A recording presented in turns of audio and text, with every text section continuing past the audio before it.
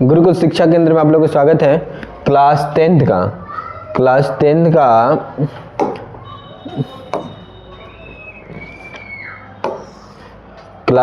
का chapter number 6 history का, इतिहास का करवाया जाएगा।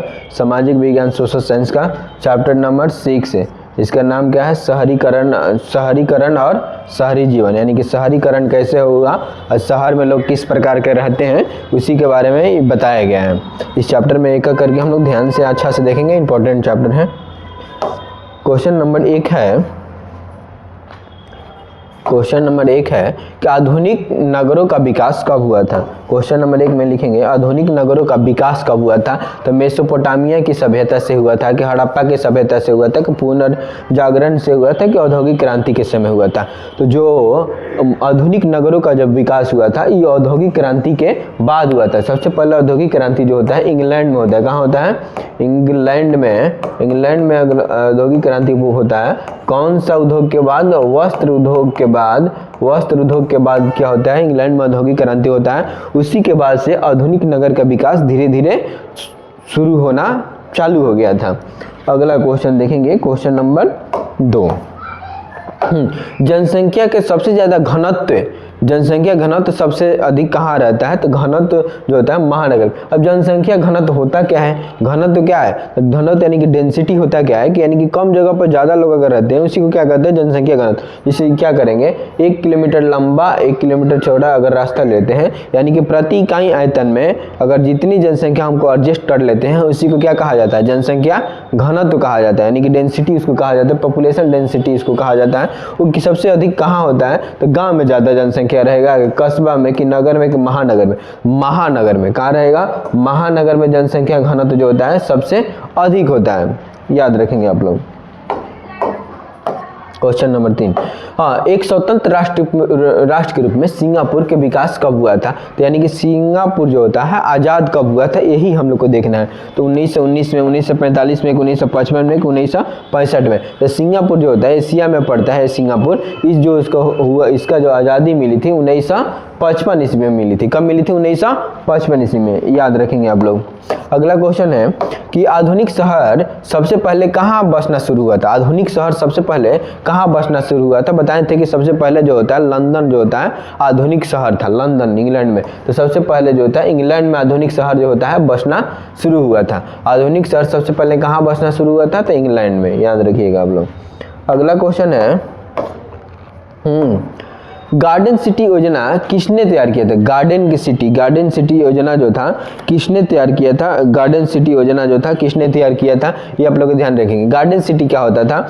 मतलब गांव में शहर में एक घर बनाया जाता था, घर के ऊपर छत पर या घर के बाहर सब जगह पेड़ लगाना, सड़क पर लगाना, एक तरह से गार्डन जैसा फील आता था, उसी को कहते थे गार्डन सिटी कहा जाता था।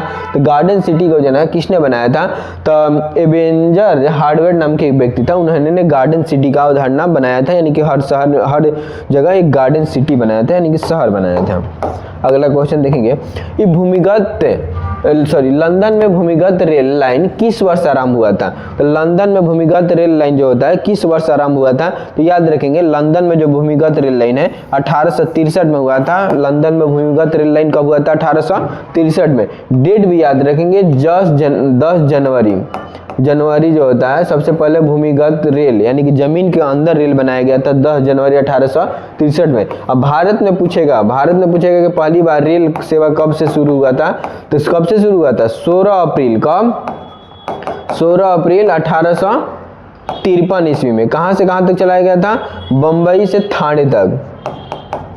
बंबई से लेकर थाने नाम का एक जगह है वहीं तक चलाया गया था, महाराष्ट्र में चलाया गया था। कब अप्रैल के? 16 अप्रैल 1953 ईस्वी का बंबई के थाने तक चलाया गया था। भारत में पूछेगा तब, ये भूमिगत नहीं जमीन के ऊपर चलाया गया था, लेकिन भूमि के अंदर जमीन के अंदर सुरंग बना के सबसे पहले भूमिगत रेल लाइन की शुरुआत हुआ था 1863 ईस्वी में।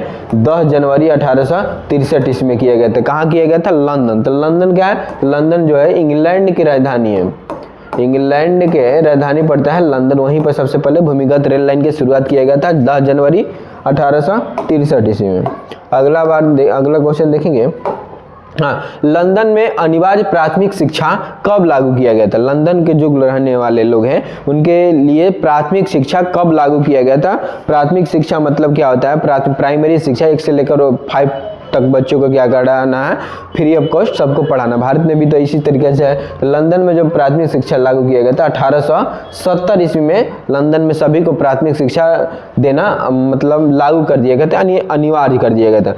लंदन में देखेंगे मताधिकार कब प्राप्त हुआ था? लंदन में, ब्रिटेन में मताधिकार तो 1918 ईस्वी में क्या किया गया था? सबको बेक्स मताधिकार दिया गया था इंग्लैंड में सबसे पहले।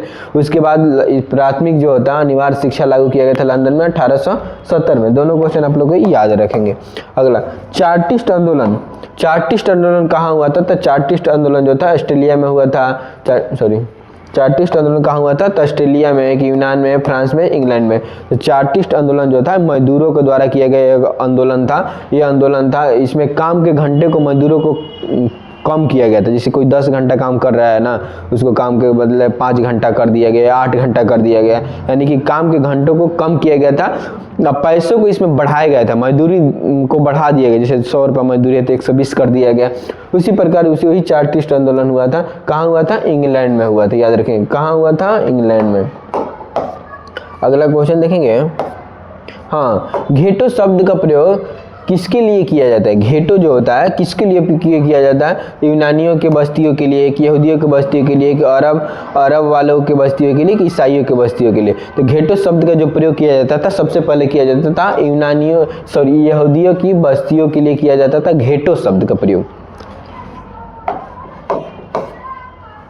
अगला क्वेश्चन देखेंगे, क्वेश्चन नंबर 10।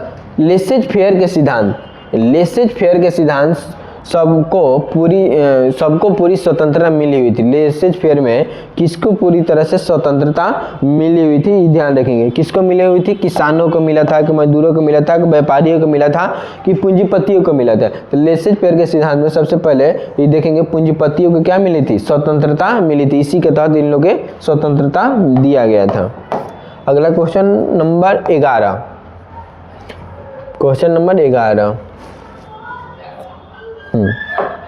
शहरों में कौन सा वर्ग बुद्धिजीवी वर्ग के लिए विख्यात था? बताएंगे।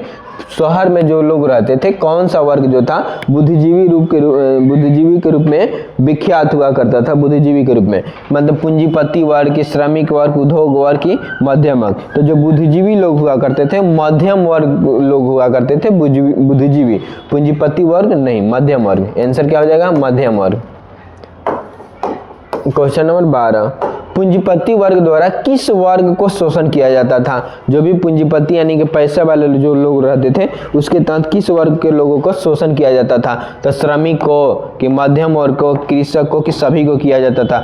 तो इसमें से पूंजीपति को द्वारा जो होता है श्रमिक वर्ग को क्या किया जाता था? शोषण किया जाता था। उसके अधिक काम करवाया जाता था, काम के बदले पैसा कम दिया जाता था, उसके एक्स्ट्रा भी काम करवाया जाता था। तो उन्हीं के द्वारा, पूंजीपतियों के द्वारा शोषण किया जाता है। आज भी तो किया ही जाता है। अगला क्वेश्चन, दादा साहेब फाल्के ने निम्नलिखित में से किस फिल्म का निर्माण किया था? दादा साहब जो फाल्के जो थे उन निम्नलिखित में से किस फिल्म का निर्माण किया गया था? तो देखेंगे राजा हरिश्चंद्र, कि झांसी की रानी, कि CID, कि गेस्ट हाउस। कौन सा फिल्म था? तो इस फिल्म के नाम क्या था? राजा हरिश्चंद्र। दादा साहब फाल्के जो थे वो राजा हरिश्चंद्र नामक एक फिल्म का निर्माण किए थे। अगला क्वेश्चन देखेंगे, क्वेश्चन नंबर 14। औपनिवेशिक भारत में वाणिज्यिक राजधानी कौन था? औपनिवेशिक जिस समय भारत हुआ करता था उस समय भारत का वाणिज्यिक राजधानी कौन था? मतलब फाइनेंशियल कैपिटल किसको कहते हैं? आज भी कहा जाता है मुंबई को कहा जाता है। वाणिज्यिक राजधानी, वित्तीय राजधानी, फाइनेंशियल कैपिटल सब कौन सा है? मुंबई को कहा जाता है। या वित्तीय राजधानी सब कौन सा है? मुंबई। मेन राजधानी, राजनीतिक राजधानी जो दिल्ली है वहीं से देश चलता है। वित्तीय राजधानी सब इकोनॉमिक्स में भी पढ़ना है आप लोग। अगला क्वेश्चन देखेंगे, मुंबई में चौल किस प्रकार का इमारत रहता था? चौल क्या होता था? एक मंजिला इमारत था कि बहुमंजिला इमारत था कि घनी लोगों का इमारत था कि सरकारी कर्मचारियों के इमारत हुआ करता था? चौल क्या होता था? तो चौल होता था बहुमंजिला इमारत जो होता था शहर में, उसी को चौल कहते थे। इस प्रकार के बना रहता था पूरा बड़ा सा, उसी को क्या कहते थे? चौल कहा जाता था। बड़ा बड़ा अपार्टमेंट जो होता था उसी को चौल कहा जाता था। अगला क्वेश्चन है, सिखों के 10वें और अंतिम गुरु गोविंद सिंह का जन्म बिहार के किस नगर में हुआ था? मुंगेर में, खगड़िया में, पटना में। तो सिखों के जो अंतिम गुरु थे गुरु गोविंद सिंह, अंतिम और 10वें गुरु थे गुरु गोविंद सिंह। इनका जन्म होता है 1666 ईस्वी में पटना साहिब गुरुद्वारा में इनका जन्म होता है। कहाँ होता है? पटना साहिब गुरुद्वारा। और सिखों के 10वें नंबर के गुरु थे और अंतिम नंबर के भी गुरु थे। इसके बाद गुरु के पोस्ट को समाप्त कर दिया गया। एक और हिस्ट्री में क्वेश्चन आता है कि गुरु गोविंद सिंह जो थे एक पंथ की स्थापना किए थे, उस पंथ को कहते थे खालसा पंथ। खालसा पंथ कहा जाता था, पंथ है। क्वेश्चन आता है कि खालसा पंथ के संस्थापक कौन है? तो गुरु गोविंद सिंह। कौन थे गुरु गोविंद सिंह? तो सिख धर्म के 10वें और अंतिम गुरु हुआ करते थे, जिनका जन्म कहाँ हुआ था? पटना गुरुद्वारा साहिब में हुआ था।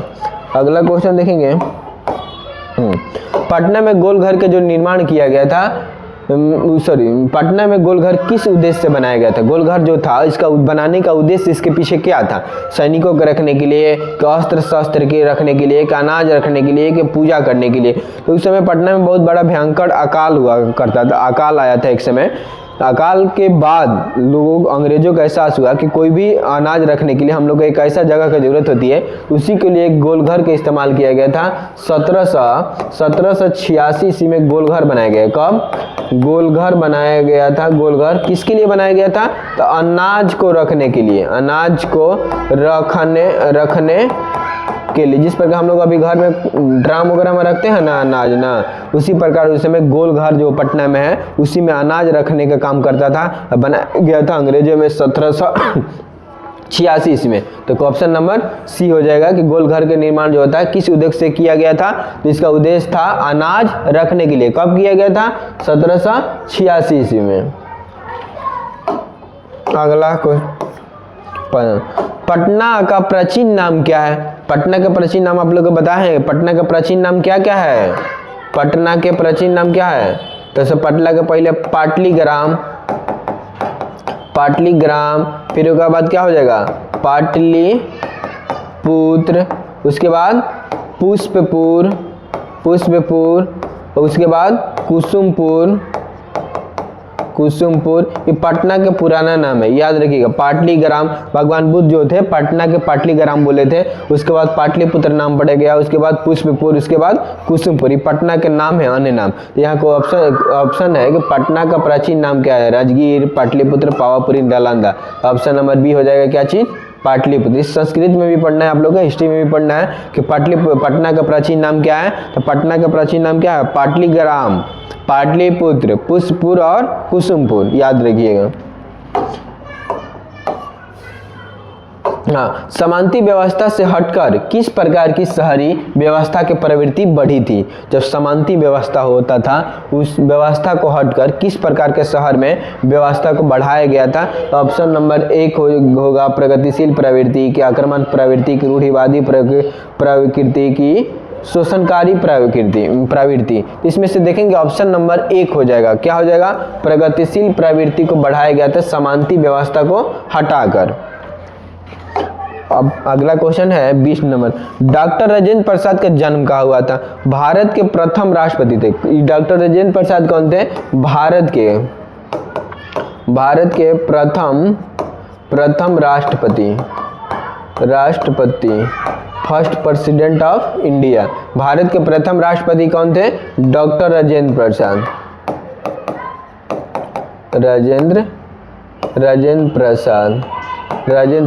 इनका जो जन्म हुआ था ना, जन्म हुआ था बिहार में। कहाँ हुआ था? बिहार के एक जिला है सिवान में हुआ था। और गांव के नाम है जीरादेई। क्या नाम है? जीरादेई नामक गांव में हुआ था। इनका गांव के नाम क्या है? जीरादेई। याद रखेंगे, डॉक्टर राजेंद्र प्रसाद जो थे भारत के प्रथम राष्ट्रपति थे और इनका जो जन्म होता है बिहार के एक जिला है सिवान, उसमें होता है जन्म। वो एक गांव के नाम है जीरादेई गांव के सिवान जिला के बिहार राज्य में इनका जन्म होता है, जो देश के प्रथम राष्ट्रपति हुआ करते थे। अगला क्वेश्चन, बिहार का सबसे बड़ा नगर कौन है? देखिए, पटना है, गया है, भागलपुर, दरभंगा है। तो बिहार के जो सबसे बड़ा नगर है पटना है। कौन सा है? पटना है।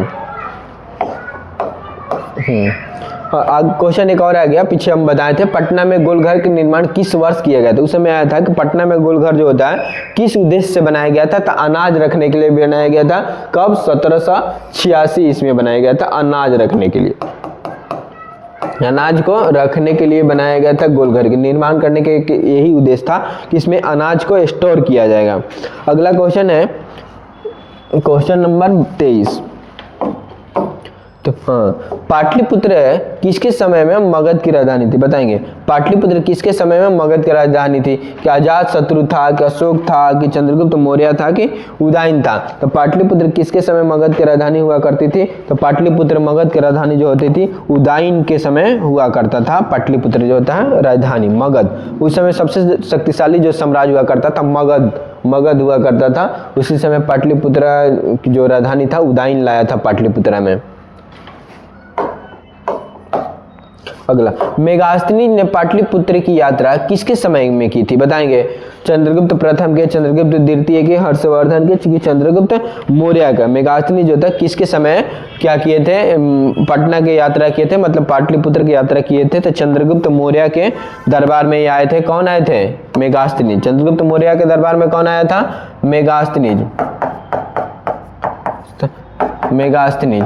मेगास्थनी चंद्रगुप्त मौर्य के दरबार में आया था। इन्होंने एक पुस्तक लिखा था, उस पुस्तक के नाम क्या है? इंडिका।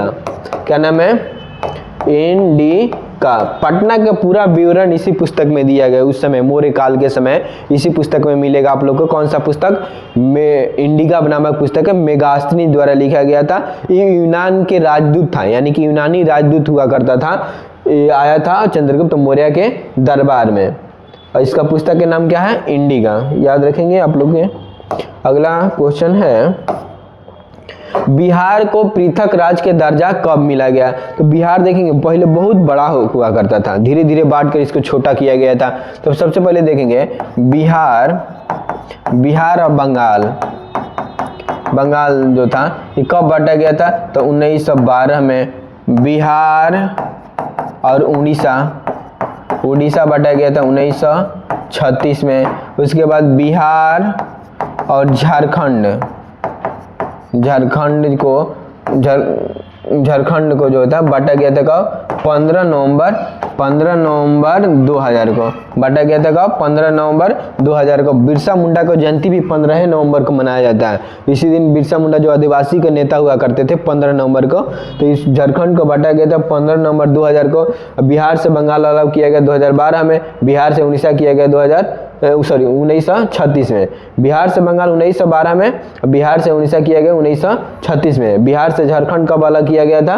15 नवंबर 2000 को। डेट याद रखेंगे। यहाँ दिया है बिहार के पृथक राज्य का दर्जा कब मिला गया था? ऑप्शन नंबर सी हो जाएगा 1912 में। इसके तहत बिहार और बंगाल को अलग किया गया था। फिर बाद में बिहार उड़ीसा को 36 में, और इसके बाद बिहार झारखंड को 15 नवंबर 2000 को। 3 बार इसको तोड़ा गया।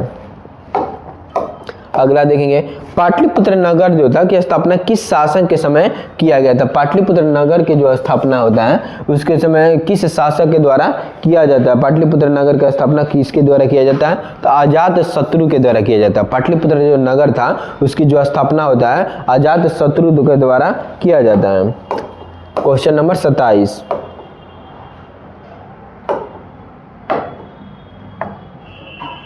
क्वेश्चन नंबर 27 देखें, मगध राज्य की प्राचीनतम राजधानी कहाँ होता? मगध जो राज था उसका प्राचीन राजधानी कहाँ था? तो बोध गया। कहाँ था? बोध गया। ऑप्शन नंबर बोध गया की राजगीर के वैशाली के पटना साहिब। तो जो मगध सम्राट था उस समय शक्तिशाली जो साम्राज्य हुआ करता था उसकी राजधानी हुआ करता था राजगृह में। कहाँ? राजगृह में। बाद में उदयन जो था पटना लेकर आया था, यानी कि पाटलिपुत्र लेकर आया था राजधानी मगध के। मगध के पहले राजधानी कहाँ था? राजगीर। बाद में पाटलिपुत्र कौन लाया था? पाटलिपुत्र लाया था उदयन लाया था। अगला क्वेश्चन देखेंगे, तख्त श्री हरमंद जी साहिब कहाँ स्थित है? तो तख्त श्री हरमंद जी जो साहिब होता है कहाँ देखेंगे? पटना साहिब में, कि अमृतसर में, कि लाहौर में, कि भिवंडी में? कहाँ है आप लोग ध्यान देंगे। तख्त श्री हरमंद साहिब जो होता है ये है क्वेश्चन नंबर 28 है। तो पटना साहिब में गुरु गोविंद सिंह के जो जन्म स्थान है वही इसी का नाम है। क्या नाम है? तख्त श्री हरमंद जी साहिब। जाएंगे आप लोग तो उसके पास गेट के पास लिखा हुआ होगा तख्त श्री हरमंदिर जी साहिब गुरुद्वारा के आगे। अगला देखेंगे, सासाराम में किस ऐतिहासिक शासक का मकबरा है? सासाराम में जो था बताएंगे, अब बख्तियार खिजली का, कि औरंगजेब का, कि शेर शाह सूरी का, कि कुतुबुद्दीन ऐबक का। तो सासाराम में देखेंगे शेर शाह सूरी का मकबरा है। कहाँ है? सासाराम में शेर शाह सूरी का मकबरा। इन्होंने जीटी रोड बनाया था, जीटी रोड, जीटी मतलब ग्रैंड ट्रंक रोड। कहाँ से कहाँ तक? वहाँ पश्चिम बांग्लादेश, ढाका से लेकर लाहौर तक बनाया था उस समय। अगला देखेंगे कुछ, औद्योगिकरण ने किसके स्वरूप के गहन के रूप में प्रभावित किया था? औद्योगिकरण जो हुआ था किसके स्वरूप को, गहन को प्रभावित किया था? देखेंगे ग्रामीणकरण के, शहरीकरण की, कस्बाकरण के, कि बंदरगाहों के, किसको प्रभावित किया था औद्योगिकरण? तो इसमें औद्योगिकरण जो हुआ था उसमें देखेंगे किसको प्रभावित किया था? तो औद्योगिकरण जो होता है तो शहरीकरण को क्या किया था? प्रभावित किया था। यानी कि गांव से लोग हट निकल के जाके शहर में बसने लगे थे। क्यों? क्योंकि शहर में फैक्ट्रियाँ लग रहा था, वहाँ लोगों को काम मिल जा रहा था, बच्चों को पढ़ाने की व्यवस्था हुआ करता था, सारा चीज़ वहाँ सुविधा मिल जाता था शहर में। इसीलिए औद्योगिकरण में किसके स्वरूप को गहन रूप से प्रभावित किया था? तो शहरीकरण को क्या किया था? प्रभावित किया था। अगला क्वेश्चन है 31 नंबर, निम्न में से किस सिख गुरु का जन्म पटना में हुआ था? निम्न में से कौन सा सिख गुरु का पटना में हुआ था? तो सिख जो धर्म होता है, सिख धर्म के जो 10वें नंबर के गुरु थे, 10वें नंबर के गुरु थे, उनका नाम था गुरु गोविंद सिंह। गुरु गोविंद सिंह, इन्हीं का जन्म पटना में हुआ था। गुरु गोविंद सिंह का जन्म कहाँ हुआ था? पटना में हुआ था। तो कौन सा गुरु थे? 10वें नंबर के गुरु थे और अंतिम भी गुरु हुआ करता था। उनका जन्म कहाँ हुआ था? पटना साहिब गुरुद्वारा में। ये भी याद रखेंगे आप लोग। 31 नंबर देखेंगे, बिहार बंगाल से कब अलग हुआ था? ये भी देखेंगे, बिहार बंगाल से कब अलग हुआ था? तो 1912 में। उड़ीसा हुआ था कब? ये बिहार बंगाल से अलग हुआ था 1912 में। उड़ीसा कब हुआ था? 1936 में हुआ था। ये भी रखेंगे। ये बिहार से जो हुआ था बंगाल अलग हुआ था। कौन हुआ था? बंगाल। 36 में कौन सा अलग हुआ था? उड़ीसा। दोनों याद रखेंगे। 2000 में झारखंड अलग हो गया था 15 नवंबर 2000 को। तो कंसेप्ट आप लोगों को क्लियर हुआ? अगला क्वेश्चन देखेंगे, क्वेश्चन नंबर 33, पेरिस की प्रधान सड़कों की योजना किसने बनाई थी? पेरिस की जो प्रधान सड़क था उसकी योजना किसने बनाई थी? तो ऑप्शन है बरान हासमान, की एवेंजर हार्डवार, की ले कार्बोरिसियस, की सैमुअल काफ्रटन। कौन था? तो ऑप्शन नंबर ए हो जाएगा बरान हासमान। कौन हो जाएगा? Option number A. अगला क्वेश्चन देखेंगे, हाँ, महात्मा बुद्ध को ज्ञान के प्राप्ति जो हुआ था कहाँ हुआ था? महात्मा बुद्ध को जो ज्ञान के प्राप्ति कहाँ हुआ था? तो राजगीर में हुआ था, कि बोध गया में हुआ था, कि वैशाली में हुआ था, कि सारनाथ में हुआ था? तो महात्मा बुद्ध का जो जन्म हुआ था ये बोध गया में हुआ था, पीपल के वृक्ष के नीचे। कौन सा? पीपल के जो वृक्ष हुआ करता था, पीपल के वृक्ष हुआ था, उसी के नीचे प्राप्त हुआ था किसका? महात्मा बुद्ध का ज्ञान। निरंजना नदी के किनारे। कौन सा नदी? निरंजना नदी, जो पहले नाम था अब के नाम हो गया इसको फाल्गु नदी। उसी नदी के किनारे इनका जन्म होता है, पीपल के वृक्ष के नीचे। महाबोधि मंदिर यही बनाया गया, वही वृक्ष के बगल में महाबोधि मंदिर बनाया गया था। अगला क्वेश्चन देखेंगे, हाँ, क्वेश्चन अब समाप्त हो गया आप लोग ये।